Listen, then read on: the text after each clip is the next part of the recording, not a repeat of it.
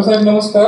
नमस्कार. मी हॉस्पिटलमध्ये आता येताना बाहेर बोर्ड पाहिला की सगळीकडे फिरून फिरून सगळीकडे फिरा आणि शेवटी आमच्याकडे या. हे काय मला समजलं नाहीये, थोडस सांगताय मला? तुम्ही जो बोर्ड वाचला तो सत्य आहे, कारण ज्या जादू आहेत निसर्गाने दिलेल्या आणि त्या खऱ्याच अलौकिक आहेत, परंतु त्याचं ज्ञान लोकांपर्यंत जवळजवळ पोचवण्याचा आपण प्रयत्न करतोय. लोकांपर्यंत ते कसं पोचेल याच्यासाठी आपण प्रयत्न करतोय.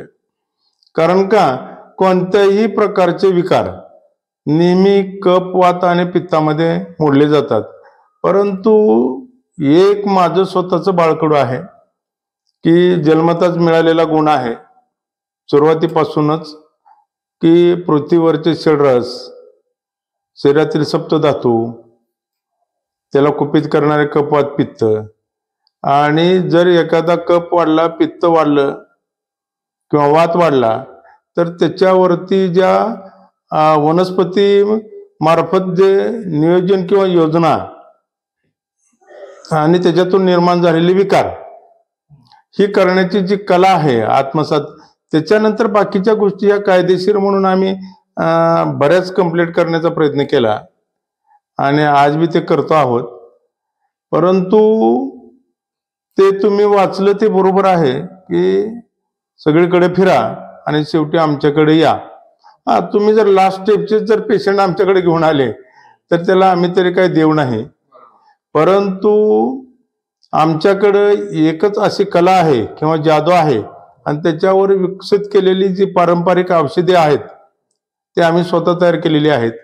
आणि ती ओळखण्याची जी कला आहे, स्वभाव परीक्षण आणि नाडी परीक्षण, शेवटी आम्ही सायन्सच्या बी काही गोष्टींचा, शेवटी छोट्या मोठ्या गोष्टींचा आम्ही वापर करतो. साध्या साध्या गोष्टी की शुगर किती लेवलला आहे, ती कोणत्या टाईपची आहे, त्याच्यानंतर BP चेक करणं, म्हणजे ब्लड प्रेशर कसं आहे, या छोट्या मोठ्या गोष्टी,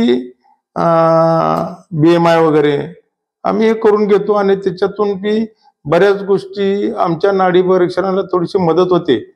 आणि ते शेवटी सत्यच मानावं लागतं, कारण शेवटी सगळे नैसर्गिक आहे, त्याला तोड नाही किंवा त्याची बरोबरी कोणी करू शकत नाही. आणि आजचे जे येणारे पेशंट आहेत त्यांनी सर्वांनी निसर्गाचे नियम तोडलेलेच आहेत. म्हणून शेवटी म्हणलेले बी आहे, जो निसर्गाचे नियम तोडतो त्याला मृत्यूशिवाय दुसरा दंड नाही. तर आम्ही थोडंसं त्या परमेश्वराचीच लीला आहे की आम्हाला एवढं ज्ञान देणं किंवा आमच्या हातून हे कार्य करणं. शेवटी सेवाभाव तर मनामध्ये आहेच, परंतु सेवा म्हणून सुद्धा ह्या गोष्टी आम्ही करतो. आणि आजपर्यंतचा जो अनुभव आहे की आम्ही कोणत्याही रोगावरती मात करू शकतो, त्या कारणानं आम्ही ते त्या बोर्डावरती तसं लिहिलेलं आहे. कारण तेवढं स्वतःवर बी आत्मविश्वास आहे आणि आम्ही आतापर्यंत केलेलं बी आहे. अशा हजारो आमचे पेशंट आहेत, रोगी आहेत की त्यांना आम्ही जे कुठंच झालेलं नाही किंवा ते बरेच होऊ शकलेले नाहीत, परंतु ते आमच्याकडे बरे झालेले आहेत. एक उदाहरण म्हणून सांगतो. जवळजवळ 6-7 महिने 74 वर्ष वयाची लेडीज, आणि पाय असा झालेला होता की ते असं बोट म्हणजे दगडासारखा पाय झालेला होता. आणि जो तो सांगायचे की त्याला कॅन्सर आहे. आताची या महिन्याभरातली गोष्ट आहे की ऑपरेशन करा, ऑपरेशन करा. ती माझ्याकडे घेऊन गेल्यानंतर माझी विद्यार्थिनी होती आणि तिने, मी म्हटलं थांबा, हा पाय जर म्हणलं यांच्या नस आणि नाड्या, खरी दुखणी तर जास्तीत जास्त नस नाड्यांचीच असतात, तर जर अटकलेली नस जर आपण काढायला यशस्वी झालो तर ह्या लेडीजचा पाय 1 तासाभरामध्ये बरा होईल. आणि खरी जादू तीच घडली की तासाभरामध्ये.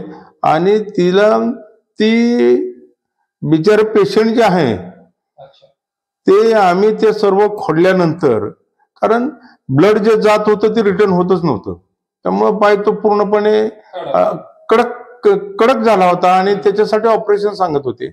परंतु ती नस खोडल्यानंतर जो चमत्कार झाला की एक अर्ध्या तासामध्ये इतकं त्या पेशंटला लघवीला आलं की ती म्हणली एवढी लघवी आलीच कुठून, परंतु पाय पूर्णपणे ओसरलेला होता. म्हणजे अशाच्या जादू घडतात आमच्याकडून. तुमचे बीपीचे आजार असतील, बीपीच्या गोळ्या असतील, तर आम्ही बऱ्याच गोष्टी, आमचा सिंगवेडकर वज्रलेप ह्या बऱ्याच गोष्टीमुळे ते काम करतो आणि तो एक निसर्गाची देणगी आहे.